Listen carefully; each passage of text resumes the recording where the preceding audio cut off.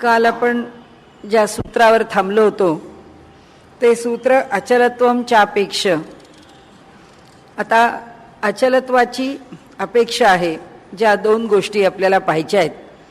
त्यामध्ये झालेलं सूत्र आहे आसीनच संभवात, की बसूनच साधना करणे किंवा उपासना करणे उत्तम ठरते. आणि त्यानंतरचा विचार केला ते सूत्र आहे ध्यानाच्य, जिथे आपण सुरू करणार आहोत. आणि त्याच्याबरोबर ही दोन सूत्र ज्या एका उपासनेचं स्वरूप वर्णन करतात ते सूत्र अचलत्वम चापेक्ष, म्हणजे उपासनेसाठी निश्चलपणा अपेक्षित आहे.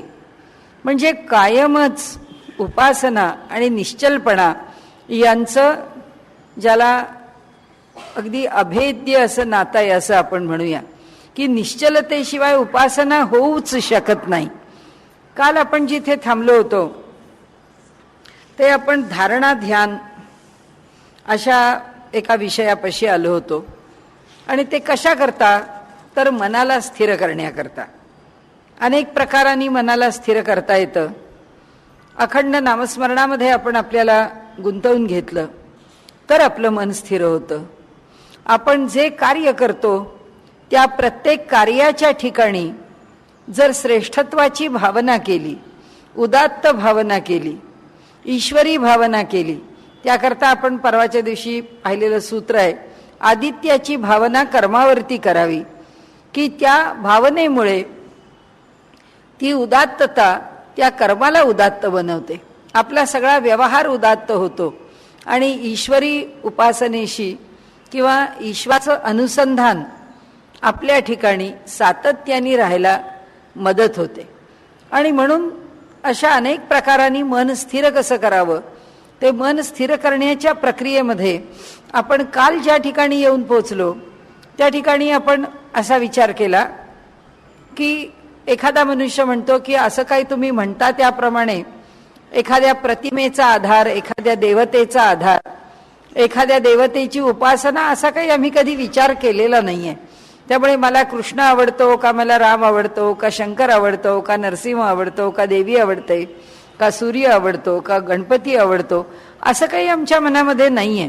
त्यामुळे अशी आमची कोणती अशी आराध्य देवता आम्ही निश्चित केलेली नाहीये. तर आमचं मन कसं एकाग्र होईल, कारण त्या देवतेविषयी काहीतरी आस्था वाटली पाहिजे. त्यातली ना निर्गुणाची ना सगुणाची पण मनाला एकाग्र करणारी अशी जी गोष्ट आहे ती धारणा आहे. ती धारणा काल आपण बघत होतो, तो विषय श्वसनाशी बघत होतो, की श्वास घेताना आपण वातावरणामधून श्वास घेतो. या संबंध वातावरणामध्ये जो वायू आहे त्याला आपल्या उपनिषदांनी मातरिश्वा वायू असं त्याचं वर्णन केलेलं आहे, की तोच सगळ्यांच्या ठिकाणी प्राणरूपाने राहतो. त्यामुळे तो जो प्राण आहे तो प्राणच आपण शक्तीच्या रूपाने आपल्या देहामध्ये घेत असतो. त्या प्राणाला ती शक्ती, ती प्राणशक्ती त्याला आवाहन करतो, त्या प्राणशक्तीला करतो, त्या प्राणाला करतो. आणि जणू काही आपण श्वास घेतो म्हणजे ह्या पृथ्वी तलावरती असलेली ही जी वायुरूप शक्ती आहे ती शक्ती आपण आत घेतो. आपण काल बघितलं त्याप्रमाणे नाकातून जेव्हा नुसता मोकळा श्वास घेतो तेव्हा ह्या ज्या नाकपुड्या आहेत, ते नॉस्ट्रल्स आहेत, त्याचा काही संबंध येत नाही. कारण संबंध येत नाही अशा अर्थाने की तिथे काही आपलं श्वसन चॅनलाइज होत नाही, त्याला एक विशिष्ट दिशा नाही प्राप्त होत. सरळ हवा बाहेरून येणारा जी प्राणशक्ती आहे ती सरळ आत जाते. आणि इथे ही जी हाडं आहेत जिथून, ज्याला नासाग्र म्हणतात, ते हे नासाग्र आहे आणि हे पुढे नाकाचं हाड आहे इथपर्यंत. याचा उपयोग कुठे होतो? संख्या प्राणायामामध्ये होतो. याचा उपयोग आपल्याला तिथे, नॉस्ट्रल्सचा उपयोग आपण कसा करतो तिथे, की एक नाकपुडी बंद करून दुसऱ्या नाकपुडीवरती हाताचा हलकासा दाब देऊन आपण ते जे श्वसन आहे ते श्वसन आपण नियंत्रित करतो. किंवा एका विशिष्ट दिशेनी, एका विशिष्ट वेगाने, एका विशिष्ट पद्धतीने जे ह्या नॉस्ट्रल्सना किंवा नाकाच्या आतल्या स्तरांना स्पर्शत ते श्वसन आत जातं. ही नाकपुडी बंद असते. तर अशा प्रकारे त्याचा उपयोग हा विशिष्ट प्रकारच्या प्राणायामात आहे, आपल्या नेहमीच्या श्वसनात नाही आहे. धारणेच्या पातळीवरती मनामध्ये कोणतीच धारणा करायला आपल्याला जर समजत नसेल किंवा आपला गोंधळ होत असेल किंवा नव्याने आपल्याला आपलीच आवड आपल्याला आता शोधायची आहे, तर सुरुवातीला मन एकाग्र करण्याचा प्रयत्न जो करतो त्या प्रयत्नामध्ये आपण काल बघितल्याप्रमाणे आसन महत्वाचंच आहे. साधं मांडी घालून बसणं, साध्या स्वस्तिकासनामध्ये बसणं, हे आसनाचं स्वरूप तर आम्हाला स्वीकारलंच पाहिजे. आपण काल एकाला पूर्ण नकार दिलाय. जाता येता, चालताना, हिंडता फिरता ही कोणतीच उपासना करू नये. एक नामस्मरण सोडलं तर बाकीच्या सगळ्या उपासना या स्थानावर बसूनच कराव्यात. या काल आपण त्या निर्णयापर्यंत आलो. त्याच्या पुढे म्हणून तो आसीनच संभवात हे सूत्र आपण घेतलं. आता धारणे करता ज्या स्थानावरून श्वास सुरू होतो, बाहेरून श्वास आत घेताना आपल्याला जर असं वाटलं आपण इथून श्वास घेतोय, सोडलेला श्वास तिथे नेऊन पोचवावा, पुन्हा तिथून श्वास घ्यावा आणि त्या श्वासावरती मन केंद्रित करून ती जर आवर्तन तयार केली तर सतत असा श्वास घेता येत नाही. मध्ये ते नियंत्रण सोडून द्यावं, सामान्य श्वास घ्यावेत, पुन्हा त्या ठिकाणी आपल्या श्वसनाला बांधावं. एक केंद्र आहे, बाहेर एक बिंदू तयार होतो, ज्या बिंदूपासून श्वास आत येतो, बाहेर जातो, त्याच बिंदूपासून पुन्हा घेतो, पुन्हा श्वास बाहेर जातो, तिथे स्थिर राहतो किंवा त्या स्थानाला आपण आत्ता तरी मनाला एकाग्र करण्याचा एक बिंदू. मन एकाग्र करण्याकरता अनेक मार्ग आहेत. हे आपण आपले विषयाचा इथे थोडासा परिचय करून घेताना म्हणून आपण अशा प्रकाराने परिचय करून घेतला की सामान्य श्वासोश्वासाच्या माध्यमामधून सुद्धा मन हळूहळू एकाग्र होतं. मन एकाग्र होऊ लागलं की कशाचं तरी चिंतन करतं, कशाचा तरी विचार करतं. कुणाला रामचरित्र अधिक आवडतं, कुणाला कृष्णचरित्र अधिक आवडतं, प्रत्येकाची आवड आहे. कुणाला रामचरित्राची गोडी अधिक आहे, कुणाला कृष्णचरित्राची गोडी अधिक आहे. ज्याला जे आवडतं, केवळ राम आणि कृष्ण ही दोनच चरित्र असं नाही, अनेक देवता आहेत आपण आत्तापर्यंत पाहिलेल्या. मग आपल्याला जी पसंत पडेल त्या देवतेला प्रतीक म्हणून स्वीकारावं. त्याला जे पर्यायी शब्द आहेत ते आलंबन, आधार, हे सगळे त्याला पर्यायी असणारे शब्द आहेत. की आलंबन कशाचं घेतलं, मग आपण काल बघितलं निराकाराची आलंबन आहेत, साकाराची आलंबन आहेत आणि निराकार साकार एकत्र, म्हणजे निर्गुण सगुण आणि निर्गुण सगुण, मूर्त अमूर्त आणि मूर्तामूर्त, असं आपण काल पाहिलं. आता आपण जिथे आलो आहोत तिथे जे सूत्र आहे आपलं, ज्याच्यावर आज आपला भर आहे, ते सूत्र आहे ध्यानाच. म्हणजे त्यांनी म्हटलंय ध्यानासाठीही बसणेच योग्य आहे, ध्यानाला पण बसावेच. आणि त्यांनी सांगितलं की ध्यानाला बसताना पहिलं पथ्य जर काही असेल तर बाकीच्या सगळ्या आमच्या मनामध्ये असणाऱ्या विचार शृंखला, जे काही मनात चाललेले तर्क वितर्क कुतर्क विकल्प संकल्प जे असेल ते सगळं दूर करावं आणि शक्यतो मनाला एकाग्र करण्याचा प्रयत्न करावा. मन एकाग्र करताना अनेक प्रकारांनी करता येतं. आता आपण म्हटलं तसं की ईश्वराच्या विषयीचं प्रेम वाढवत नेलं तरी सुद्धा मन एकाग्र होतं. मनातल्या विचारांचे सगळे चिरफाड्या करणारे, जे फाटे फोडणारे जे काही विषय आहेत ते सगळे विषय डोक्यातून काढून टाकले आणि एकच विषय जर आपल्या ठिकाणी ठेवला तरी सुद्धा मन एकाग्र होतं. त्यानंतर साधनेचे जे अनेक प्रकार आहेत त्या अनेक प्रकारामध्ये प्रदक्षिणा घालतो मनुष्य. प्रदक्षिणा घालताना नामाबरोबर ती जी प्रदक्षिणा आहे त्या प्रदक्षिणेत सुद्धा धारणाच आहे की जी पृथ्वी आमच्या पायाला धरते त्या पृथ्वीपासून आम्हाला काय मिळतं, ती नुसती गुरुत्वाकर्षणाने आमच्या पायाला ठेवून घेत नाही. जेव्हा आम्हाला ती खाली खेचून धरते आमच्या पायाला, तेव्हा जेव्हा एक फोर्स असतो, एक शक्ती असते, तेव्हा त्याला इक्वलंट अपोजिट फोर्स असतोच. त्यामुळे जेव्हा ती आम्हाला गुरुत्वाकर्षणाच्या सिद्धांताप्रमाणे खेचून धरते, त्याचप्रमाणे योगशास्त्राच्या सिद्धांताप्रमाणे ती आम्हाला बरोबर समतोल राखण्याकरता अपवर्ड फोर्स पण देते. ती आम्हाला खालून वरती पण शक्ती देते, ज्या शक्तीमुळे आम्हाला पृथ्वीपासून ऊर्जा मिळते आणि ती ऊर्जा आमच्या जीवनाला लाभदायी आहे. म्हणजे आम्ही प्रदक्षिणा घालतो, पण ती प्रदक्षिणा घालताना जो पृथ्वीला होणारा प्रत्येक स्पर्श आहे, तो स्पर्श सुद्धा उपासना आहे. तो स्पर्श सुद्धा आपल्याला त्यांनी सांगितलं ना, कर्माच्या ठिकाणी जी उदात्त भावना आहे ती भावना मिळणार, हे सगळं आहेच आहे, हे मिळतच आहे. पण हे सगळं मिळत असताना ते कसं स्वीकारत जावं, ते कसं घेत जावं, हे आमच्या कर्मसु कौशल्यम आहे. योग जो आहे, ईश्वराशी जे जोडलं जाणं आहे, ते कर्मातलं कौशल्य आहे. ते कर्मातलं कौशल्य जे आहे ते असं आहे की पृथ्वीचा स्पर्श आम्हाला तिच्याकडून शक्ती दिल्याशिवाय राहत नाही, आम्हाला तिच्याकडून कृपाशीर्वाद दिल्याशिवाय राहत नाही.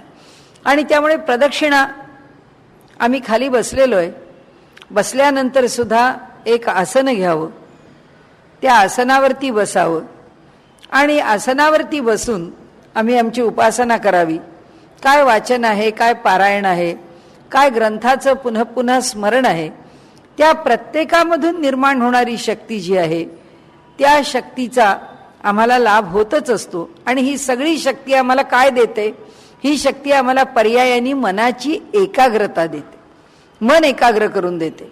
म्हणून मनाला एकाग्र करण्याची साधनं किती? अनेक साधन आहेत. त्या अनेक साधनांच्या बरोबर नाम हे पण एक महत्वाचं साधन आहे. ईश्वराविषयीचं प्रेम, ओढा वाढवत नेणं, आकर्षण वाढणं, त्याच्या नामाची गोडी वाढणं, त्याच्या रूपाची गोडी वाढणं, त्याचं स्मरण हे अधिक आनंददायी ठरणं, हे सगळं मनाला एकाग्र करणार आहे. आता ते म्हणतात, ज्याला ध्यानाला बसायचंय त्यांनी आपल्या मनाची ही पार्श्वभूमी तयार करत आणावी. आपल्याला ध्यानाला बसायचंय, सकाळी बसायचंय, दुपारी बसायचंय, संध्याकाळी बसायचंय, रात्री बसायचंय. शेवटी आपल्या दिवसभरातल्या वेळेप्रमाणे आपल्याला बसावं लागेल, आपल्या सोयीची वेळ आपल्याला बघावी लागेल. त्यामुळे ध्यानाला बसताना शक्यतो मनामध्ये फार संदिग्धता, मनामध्ये विचारांची आवर्त, मनाचा चंचलपणा, मनाला थोडंसं दुःख किंवा दौर्मनस्य म्हणजे दुबळेपण किंवा मनाला खिन्नता असं असू नये. मन प्रसन्न असावं आणि प्रसन्नतेने बसावं. बसताना काय होतं, जेव्हा थोडा थोडा अभ्यास होतो किंवा अधिक थोडीशी तरी साधना केली जाते, त्या साधनेमुळे ध्यानाला बसताना आणि आपल्या समोर जे आपलं दैवत आहे किंवा आलंबन आहे, प्रतीक आहे, ते आम्ही समोर घेऊन बसलो की त्यांनी वर्णन असं केलंय की हळूहळू बाहेरची जी जाणीव आहे ती कमी व्हायला लागते.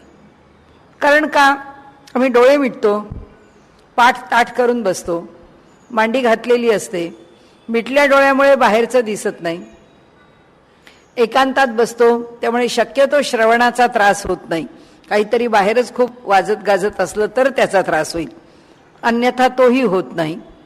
दुसरं, त्याचबरोबर आपल्याला स्पर्श, सुखद वायूचा स्पर्श, सुखद गंधाचा स्पर्श नाकाला होईल.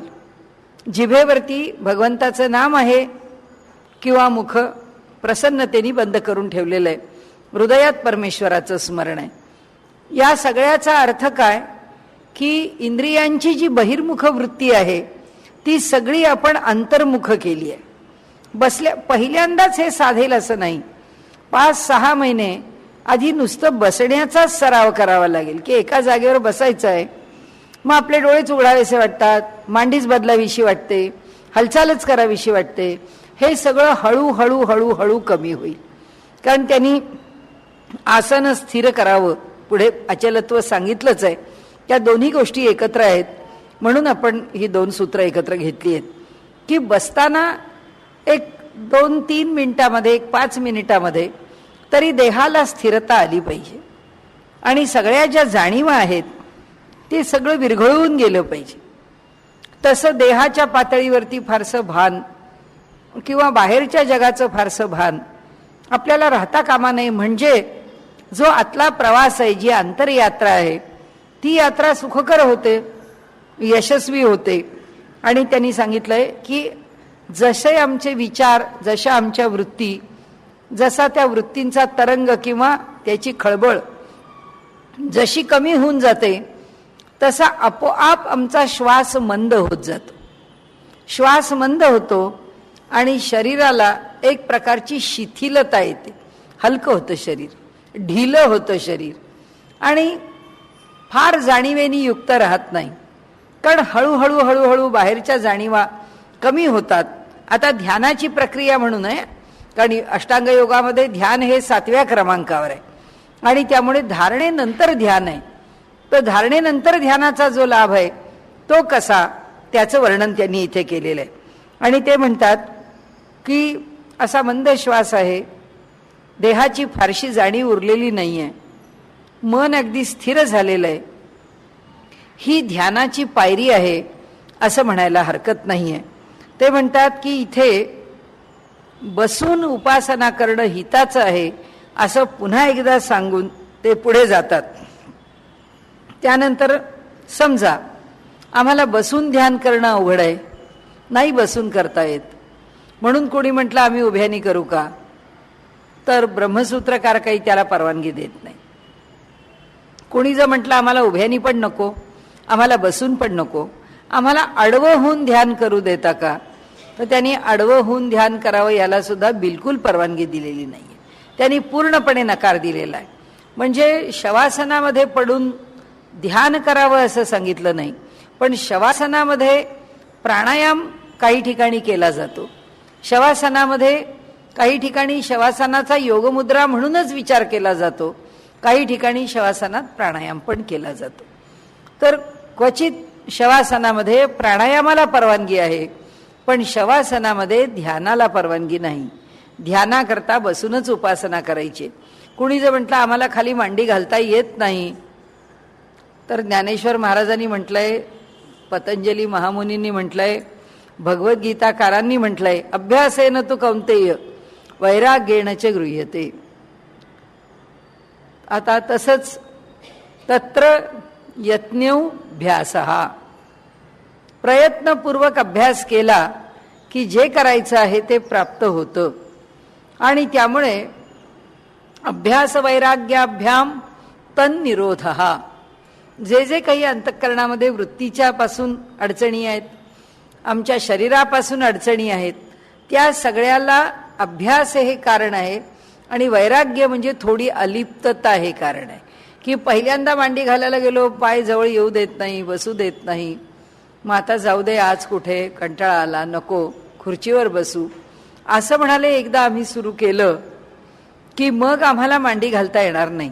पण रोज प्रयत्नपूर्वक थोडं थोडं थोडं करत गेलो तर मात्र मनुष्य हळूहळू तो सराव करून अभ्यासाने आसन प्राप्त करून घेतो.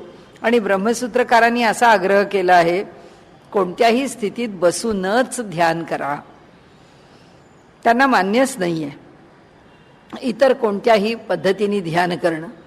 त्यामुळे बसून ध्यान करण्याकरता प्रयत्नपूर्वक मांडी घालायला शिकणं आणि त्या मांडीमध्ये म्हणजे त्या स्वस्तिकासनात, सहजासनात किंवा काय पद्मासनात, वज्रासनात जे काही आसन घेतलेलं आहे त्या आसनामध्ये किमान तासभर बसण्याचा सराव करणं.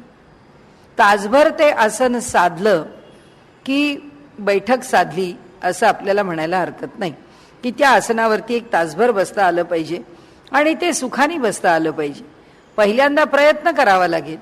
आणि म्हणून त्या आसनाचं फल सांगताना प्रयत्न शैथिल्य अनंत समापत्तीभ्याम असं म्हटलंय.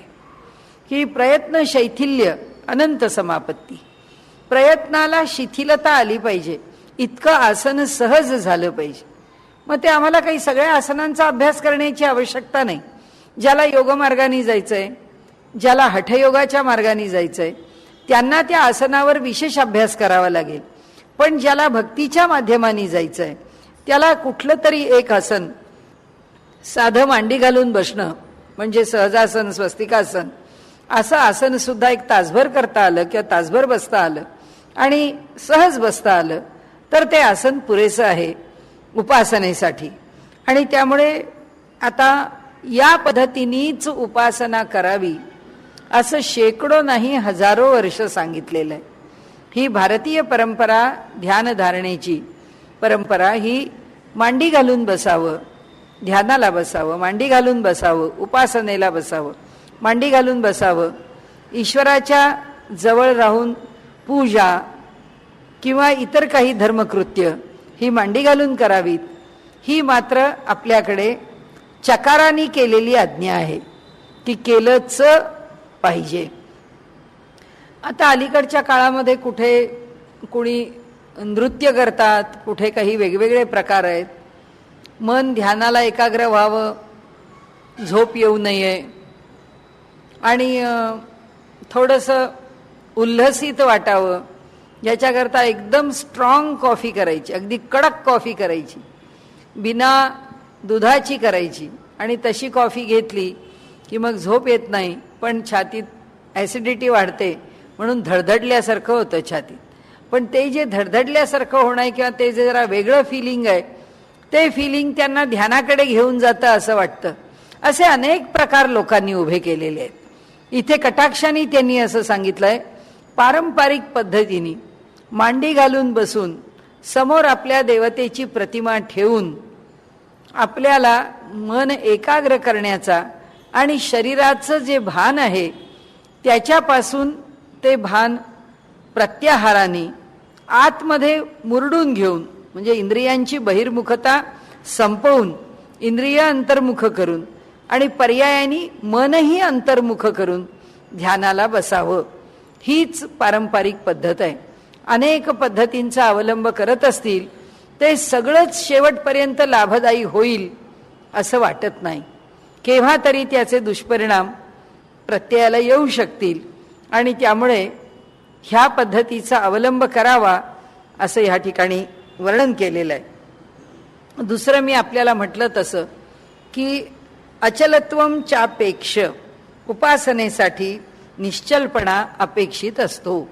उपासना करण्याकरता निश्चल असावं लागतं. त्याच्यात पहिली शरीराची निश्चलता आहे. मांडी घालून बसलो पण आम्हाला आतूनच वाटतं की मांडीला खालूनच असं वाटतंय की नको आता मांडी सोडावी. मध्येच आपल्याला असं वाटतं की पायाला मुंग्या आलेल्या आहेत, मध्येच असं पाय हलवावा असा वाटतो, गुडघ्यावरती थोडासा दाब द्यावा असं वाटतं.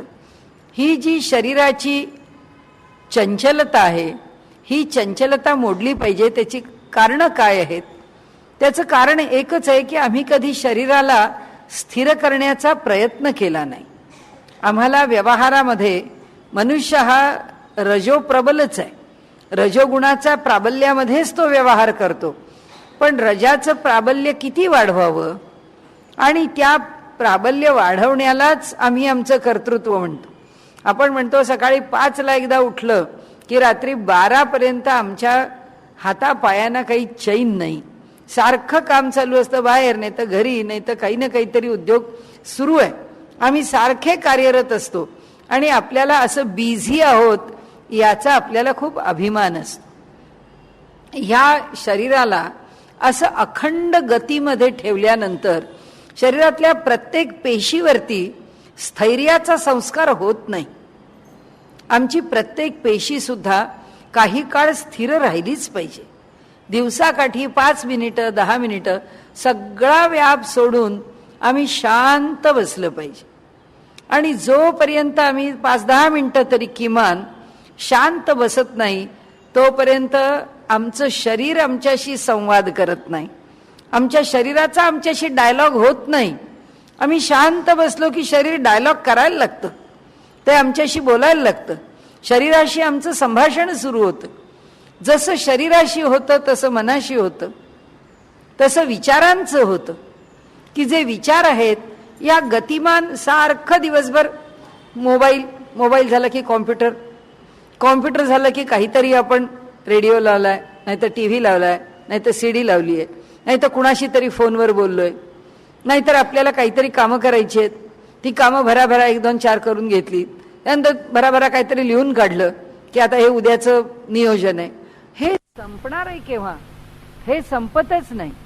आणि हे जेव्हा संपत नाही तेव्हा अडचण अशी येते की आपल्या शरीरातल्या पेशी, मुळातच हे जग गतिमान आहे, त्यात प्रत्येक पेशी गतिमान राहते. त्यामुळे त्या पेशीला स्थैर्य जर मिळालं नाही तर त्या पेशीला सात्विकतेकडे जायला संधीच आम्ही देत नाही. सत्वगुणाचा उत्कर्ष आमच्या ठिकाणी व्हावा, एक शांतता, समाधान, तृप्ती आणि एक स्थैर्य, हे सगळं प्राप्त करून घ्यायचं असेल तर कुठेतरी 5-10 मिनिटं थांबलंच पाहिजे. आणि त्यामुळे शरीरातली पेशी न पेशी स्थिर झाली पाहिजे. म्हणून त्यांनी पहिली आवश्यक गोष्ट शरीराची चंचलता सोडा असं सांगितलंय आणि शरीर निश्चल करा.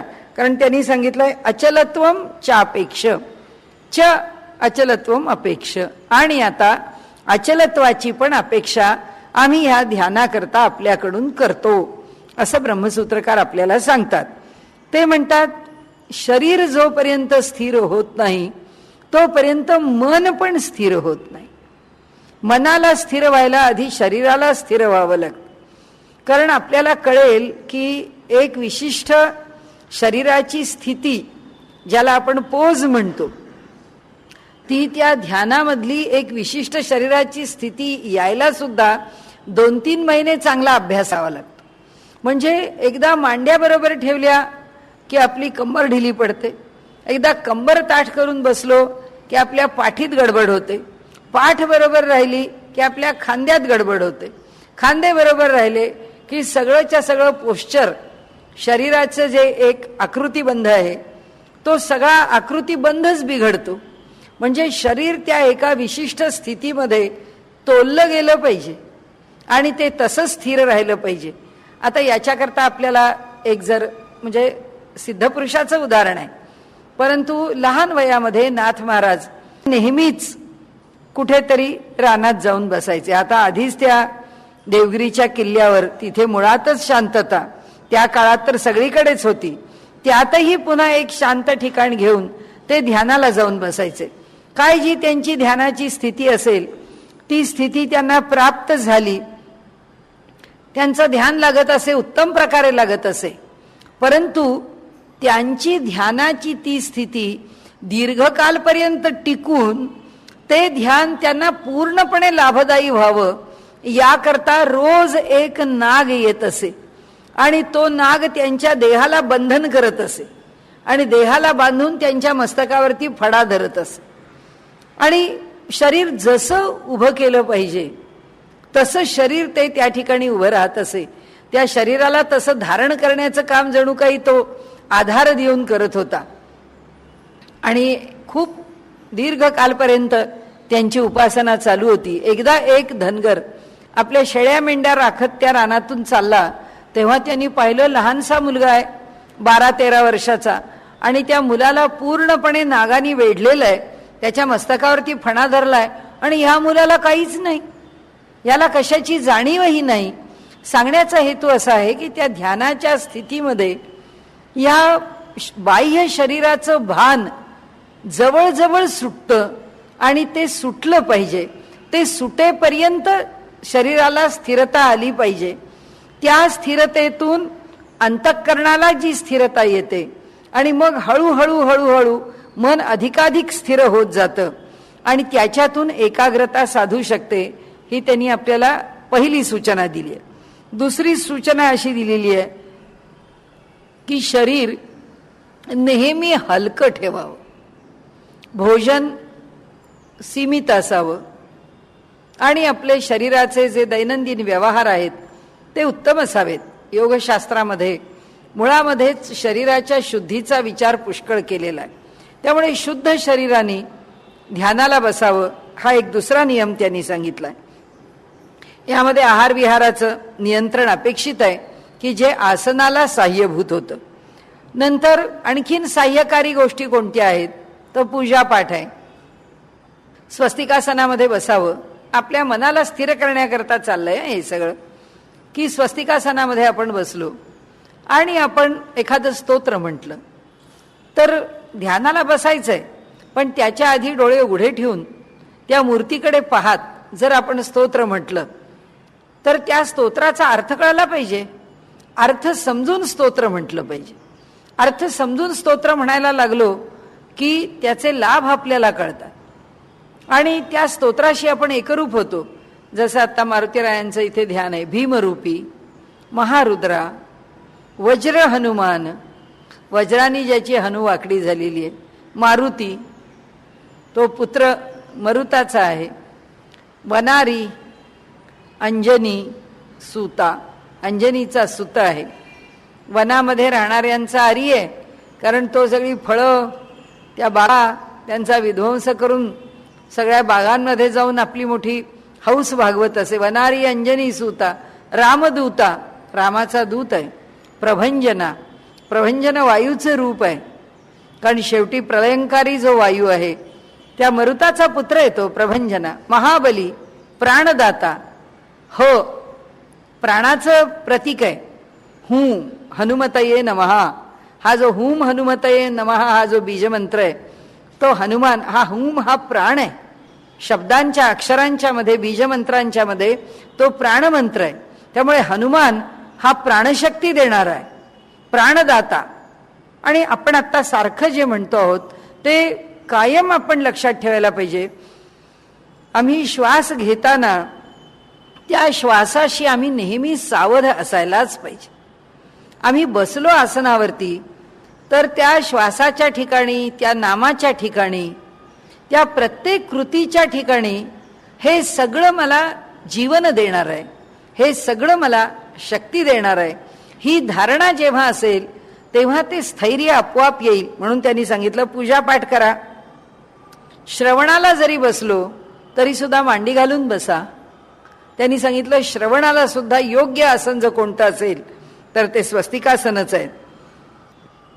सगळ्याकरता लाभदायी आसन जर कोणतं असेल, ध्यानाकरता तर विशेष, ते म्हणजे पद्मासन आहे. त्यांनी सांगितलं ज्याला शक्य आहे त्यांनी ध्यानासाठी पद्मासनाचा उपयोग करावा. त्याचे लाभ ध्यानासाठी आणि जपासाठी अधिक आहेत. आता त्यानंतर दृष्टी कुठे ठेवावी? वास्तविक पाहता ध्यानामध्ये दृष्टी नासाग्र करावी. आता नासाची अग्र दोन आहेत. एक दृष्टी खाली केली तर आता आपण म्हटलं तसं की हे पुढचं पातळ हे हाड आहे, पण नासाचा अग्र इथे संपतो, जिथे आपलं कठीण हाड इथे त्रिकोणाच्या रूपामध्ये संपतं. दृष्टी इथे एकाग्र व्हावी अशी धारणा आहे. ती सुरुवातीला करावी का? असं केलं तर आपलं डोकंच दुखायला लागेल, आपल्याला ध्यान करता येणार नाही. दुसरी नासाग्र दृष्टी ही वरती आहे. नासाचा अग्र म्हणजे नाकाचं वर सुरुवात कुठून होते? अग्र इथून आहे. त्यामुळे दृष्टी आज्ञाचक्राच्या इथे ठेवावी का नासाग्र म्हणजे दृष्टी खाली ठेवावी? नेहमीच आमच्या बाजूनी दृष्टी खालीच ठेवावी असं अनुभवी पुरुषांनी किंवा ग्रंथांनी सांगितलंय. सुरुवातीला नासाग्र ठेवावी का? ठेवू नये. मग दृष्टी कशी ठेवावी? समांतर सोडून द्यावी. दृष्टीवर कोणताच ताण देऊ नये. आणि या ध्यानाच्या करता डोळे जे आहेत ते पूर्णही मिटू नयेत आणि उघडेही ठेवू नयेत. ज्याला अर्धोन्मीलित म्हणतात, अर्धवट जी दृष्टी, फार सुंदर वर्णन ज्ञानेश्वरीमध्ये केलंय की त्यांनी म्हटलंय की दृष्टी आता डोळे अर्धोन्मीलित म्हणजे डोळे झाकण्याकडे नेलेले आहेत, पण कसे झाकले आहेत? त्या दृष्टीला पूर्ण बंद केलं नाही, पण ती दृष्टी बाहेर पडायला उत्सुकच नाही आहे. ती दृष्टी त्या डोळ्यामध्येच त्या दृष्टीच्या कार्यापासून अलग आहे. म्हणजे ती दृष्टी जी आहे ती जी एकाग्र झाली आहे ती त्या परमात्म तत्वाशी एकाग्र होणार आहे, त्या आलंबनाशी एकाग्र होणार आहे, त्या श्वासाशी एकाग्र होणार आहे. ज्याला करता येईल किंवा ज्याची आपोआप होईल त्याची नासाग्र होणार आहे. दोन्ही डोळे आतमध्ये कशी दृष्टी नासाग्र होते? वर्णन असं करतात योगाच्या पुस्तकांमधून की जशी जशी एकाग्रता वाढत जाते तसं तसं आपोआप दृष्टी या ठिकाणी नासाग्र होते. आणि जसं जसं ध्यान अधिकाधिक परिपक्व होतं, मॅच्युअर होतं, जसं जसं ध्यान अधिकाधिक यशस्वी होतं, ध्यानामध्ये अंतःकरणाची एकाग्रता जशी जशी वाढत जाते तसं तसं आता ही नासाग्र दृष्टी राहत नाही. आता आपोआप डोळे आत खेचले जातात आणि दृष्टी इथे स्थिर होते. ती आपण करण्याची गोष्ट नाही आहे, ती ते ध्यान करून देतं. ते ध्यान आहे, त्या ध्यानाचं ते फल आहे. त्या फलानी ती दृष्टी वर जाते, त्या फलानी त्या दृष्टीला दिशा मिळते. आपण दृष्टी वर करायची नाही आहे. त्याला खेचरी असं म्हणतात. खे म्हणजे आकाश, चरी म्हणजे चरण करणारी. ही खेचरी मुद्रा आहे. ज्याला हे साध्य झालं, ज्याची आज्ञाचक्राच्या ठिकाणी दृष्टी खिळून राहिली, स्थिर झाली, तो देहानी सिद्धीच्या भाषेत बोलायचा तर तो खेचर झाला. खेचर म्हणजे आकाशात विहार करणारा. त्याला आकाशातून गमन करण्याची सिद्धी त्या ध्यानातून प्राप्त झाली. आपल्याला आता तो विषय काही घ्यायचा नाही, पण फक्त त्या दृष्टीकरता कटाक्ष आहे की नासाग्र करण्याचा प्रयत्न करू नये, दृष्टी कुठेतरी आत वर नेण्याचा प्रयत्न करू नये. दृष्टी ही सरळ समांतर सोडून द्यावी. त्या दृष्टीवरती कुठेही एकाग्र करण्याचा त्रासच आपण घेऊ नये, कारण त्याच्या धडपडीमध्येच आसनाची ध्यानाची सहजता निघून जाते. आणि म्हणून त्यांनी पुढे असं सांगितलंय की अभ्यासाच्या बळावरती क्रमाक्रमाने ही दृष्टी नासाग्र होत जाते. या पद्धतीने ध्यान साधत नसलं तर ध्यानाची स्थिती प्राप्त झाल्यानंतर, डोळे मिटल्यानंतर आपल्याला आवडणारं परमेश्वराचं स्तोत्र आपण स्वतः म्हणावं. काहींच्याकडे ध्यानाची पद्धती सांगताना असं म्हणतात की आपण सतारीची सीडी लावून ठेवा किंवा कॅसेट लावून ठेवा. कुणी असं म्हणतात तुम्हाला आवडणारी संतूर लावा, कुणी म्हणतात सरोद लावा. कोणतं तरी इन्स्ट्रुमेंटल संगीत, वाद्य संगीत, त्या वाद्य संगीताची एखादी रेकॉर्ड लावून जर तुम्ही बसलात तर मन एकाग्र होतं. पण ध्यान हा पूर्णपणे व्यक्तिगत विषय असल्यामुळे त्याला शक्यतो या बाहेरच्या गोष्टींची मदत घेण्याऐवजी आपल्या मनाला एकाग्र करण्याचा आपण अधिक प्रयत्न करावा. संगीताशी मन एकाग्र होतं ना, मन संगीताशी खूप लवकर एकाग्र होतं, कारण ते नाद ब्रह्म आहे. परंतु तो पुन्हा एक आभास आहे. पण मनाने एखादं स्तोत्र म्हणताना त्या स्तोत्राशी जर आपण एकरूप होत गेलो तर अंतःकरणाची एकाग्रता, अंतःकरणाची सात्विकता, अंतःकरणातली भक्ती, निष्ठा हे सगळं वाढत जातं. कारण ते आपलं आपण करत असतो. त्या स्तोत्राचा अर्थ आपण समजून घेतो. त्या स्तोत्रातल्या देवतेला आपण स्मरण करत असतो. आपल्याला ते सगळं करत असताना ती देवता, तिचं चरित्र, तिचं पूजन, एखादं मंदिर हे आपल्याला काही ना काहीतरी आपल्या डोळ्यापुढे येत राहतं आणि त्या देवतेच्या पलीकडे वेगळा विचार आपल्या मनात येत नाही. आणि त्यामुळे त्याचे लाभ उपासनेला होतात. असं पण एक सुचवलंय की आपण आपलं स्तोत्र म्हणावं, आपण त्या देवतेच्या नामाचं स्मरण करावं, त्या देवतेच्या नामाचा जय जयकार करावा, त्या देवतेच्या नामापैकी एखाद्या नामावर सुद्धा मन एकाग्र करावं. ही त्याची सुद्धा आवड असते आपल्याला. त्याचं ते चरित्र, ते एकूण सगळं परमेश्वराने हे कशा करता केलं असेल, का बरं रामाचा अवतार घेतला असेल, त्या अवतारात का बरं एवढी दुःख भोगली असतील, का बरं असे अपवादात्मक प्रसंग त्यांच्या चरित्रावर निर्माण व्हावेत असे आपल्या जीवनामध्ये ठेवले असतील, त्याचा उलगडा आपल्या मनामध्ये होत राहतो. आपल्या मनात ते चिंतन सुरू होतं. मग एकदा आपली आराध्य देवता आपल्याला आवडणारी आहे म्हटल्यानंतर तिच्या चरित्रातल्या ज्या विसंगती आम्हाला वाटतात त्या आमच्या ध्यानामध्ये सुसंगती बनतात. मग आपल्याला कळतं की रामाने सीतेचा त्याग का केला असावा. हिरहिरीने 5-50 लोक आपल्यावर हल्ला करतात, हे काय रामाला शोभलं का हो? त्यांनी का बरं तिला लंकेमध्ये असं केलं? का हो रामाने तिला अग्निदिव्य करायला लावलं? का बरं रामाने पुन्हा वाल्मिकींनी आणल्यानंतर सुद्धा वाल्मिकींच्या शब्दावर विश्वास ठेवला नाही? आपण त्याचं उत्तर शोधायला लागतो. कारण का आपल्याला त्या देवतेबद्दल प्रेम आहे, त्या देवतेचं स्मरण आहे आपल्या मनात. त्या देवतेला कुणी एवढं सुद्धा बोललेलं आपल्याला आवडणार नाही. या सगळ्या गोष्टी मनाला एकाग्र करत नेतात. म्हणून मन, आता योगमार्ग जरी घेतलात तरी सुद्धा बघा, तपस्वाध्याय ईश्वर प्रणिधानानी क्रियायोग हा असं म्हटलेलं. ईश्वराचं प्रणिधान योगमार्ग सुद्धा सोडत नाही. भक्ती मार्गात तर ईश्वरच ईश्वर आहे फक्त. त्यांनी आवश्यकतेकरता आसन स्वीकारलंय, त्यांनी आवश्यकतेकरता ईश्वराच्या मूर्तीकरता ध्यान स्वीकारलेलं आहे. पण योग मार्गामध्ये अष्टांग योगाचा विचार सुद्धा तपानी, स्वाध्यायानी आणि ईश्वर प्रणिधानानी पुरा होतो, नाहीतर क्रियायोग पुरा होत नाही, यश मिळत नाही असं सांगितलंय.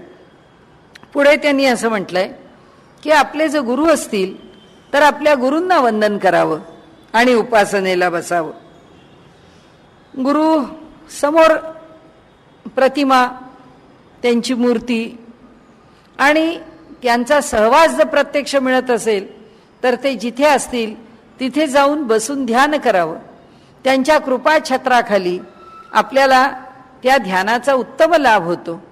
आणि म्हणून आपण तीर्थक्षेत्री जातो. आम्ही आळंदीला गेलो, माऊलींच्या इथे आतमध्ये गाभाऱ्यात बसावं, तिथे बसून ध्यान करावं. देहूला गेलो, तुकाराम महाराजांच्या इथे बसावं, ध्यान करावं. पैठणला गेलो, नाथांच्या इथे बसावं, ध्यान करावं. त्यामुळे या सर्व ठिकाणी, पंढरपूरला गेलो, विठ्ठल मंदिरामध्ये कोपरा धरावा, बसावं ध्यानाला. त्या स्थानावरती जो अनुभव आहे, स्थानाचं महात्म्य आहेच, त्यामुळे त्याचाही लाभ घ्यावा. आणि त्यांनी पुढे असं म्हटलंय की आता ध्यानाला बसल्यानंतर पहिल्यांदा डोळे मिटण्याच्या पूर्वी मन एकाग्र होण्याच्या प्रक्रियेमध्ये समोर जी मूर्ती ठेवलेली आहे त्या मूर्तीच्या चरणापासून त्या मूर्तीला निहाळावं. आपल्याकडे त्याच्याकरता शब्द वापरलाय आपाद मस्तक. ईश्वराला पायापासून डोक्यापर्यंत पाहावं, त्याला चरणांच्या पासून पाहावं. चरणाशी मन लवकर एकाग्र होत नाही, त्याच्या चेहऱ्याशी एकाग्र होतं. कारण भगवंताचा जो चेहरा, भगवंताचं मुख, त्याची प्रसन्नता, त्याचं लोभसपण, त्याचं देखणेपण मनुष्याला सहजी आकर्षित करणार आहे. पण भगवंताचे चरण आहेत, त्या चरणाशी मन एकाग्र करावं. आपल्याला माहिती आहे की लक्ष्मणांनी प्रभू रामचंद्रांची बंधू या रूपामध्ये उपासनाच केलेली, भक्तीच केलेली आहे. सीतादेवींची भक्तीच केलेली आहे. ही साक्षात आदिमाया, आदिशक्ती, जगदंबा आहे. ही साक्षात महालक्ष्मी आहे, ही साक्षात देवी आहे. ही माझी वहिनी नाही, ही साक्षात देवता आहे. या धारणेने उपासना केली. आणि म्हणून आपल्याकडे माऊलींनी वारकरी संप्रदायामध्ये सर्वत्र सर्व संतांनी जे जे भेटे भूत तयामानी भगवंत, प्रत्येक जीवाच्या ठिकाणी परमेश्वरच आहे, हीच धारणा आपल्या अंतःकरणामध्ये असावी असं आपल्याला सांगितलंय. त्या धारणेने लक्ष्मणांनी जी उपासना केली आहे, आपल्या बंधूंची जी सेवा केली आहे, आपल्या वहिनीची जी सेवा केली आहे, ज्यावेळी प्रभू रामचंद्रांनी ते सीतादेवींचे दागिने पाहिले आणि जेव्हा सुग्रीव आणि हनुमंतांनी ते त्यांना दाखवले, त्यावेळी बघितल्यानंतर ते म्हणाले, हे बघितल्यानंतर मी काहीच ओळखू शकत नाही, लक्ष्मणा तुला कळतंय का पहा. तेव्हा लक्ष्मणांनी सांगितलं, मला काय माहिती दागिने, नाहम जानामी केयुरे नाहम जानामी कुंडले नूपुरे त्वभिजानामी नित्यम पादाभिवंदनात. मला सीतादेवींची नाव मला केयुर माहिती आहेत ना, सीतादेवींची मला कुंडल माहिती आहेत. मला काय माहिती आहे, मी त्यांना नमस्कार करायला जात असो तर मी फक्त सीतादेवींचे चरण पाहिलेले आहेत, मी त्यांचं मुखावलोकन केलेलं नाही, मी त्यांचं मुखदर्शन घेतलेलं नाही. त्यामुळे मला फक्त त्यांचे चरण माहिती आहेत. तर त्यांच्या चरणामध्ये असलेले जे नुपुर आहेत त्यांना मी फक्त ओळखतो. आणि मी आपल्याला सांगतो, यातली जे नुपुर आहेत ते सीतादेवींचेच आहेत. आपल्याला सांगण्याचा हेतू असा की चरणाच्या ठिकाणी अंतःकरण जेव्हा लीन होतं किंवा एकाग्र होतं तेव्हा आमचा अहंकार आहे तो लीन व्हायला मदत होते. आणि म्हणून आपल्याकडे मूर्तीची उपासना करताना आपादतल मस्तक असं म्हटलंय की पायापासून मस्तकापर्यंत परमेश्वराचं रूप बघत जावं, त्याचं सौंदर्य पाहत जावं आणि त्याचा आनंद घ्यावा. आता हे ध्यान साधल्यानंतर परमेश्वराचं हे रूप आपल्याला, हे बहिर ध्यान आहे, हे बाहेर रूप ठेवलेलं आहे. त्या बाहेरच्या रूपावरती प्रेम निर्माण झाल्यानंतर त्याचं गमक काय आहे त्याच्यावरती रामकृष्णांनी फार सुंदर सांगितलेलं. ठाकूरांचं त्याच्यावरचं जे विश्लेषण आहे ते त्यांच्या मूळ चरित्र ग्रंथामधून वाचण्यासारखं आहे आणि त्याचा विचार तर आपण उद्या करू. आज आपल्याला थोडासा विषय बोलून 1 मिनिटभरामध्ये आपण संपवू. तर त्यांनी हे जे बाहेर त्या मूर्तीच्या ठिकाणी ईश्वराला पाहण्याचा प्रयत्न करणं आहे आणि त्याला आपल्या मनात साठवणं आहे.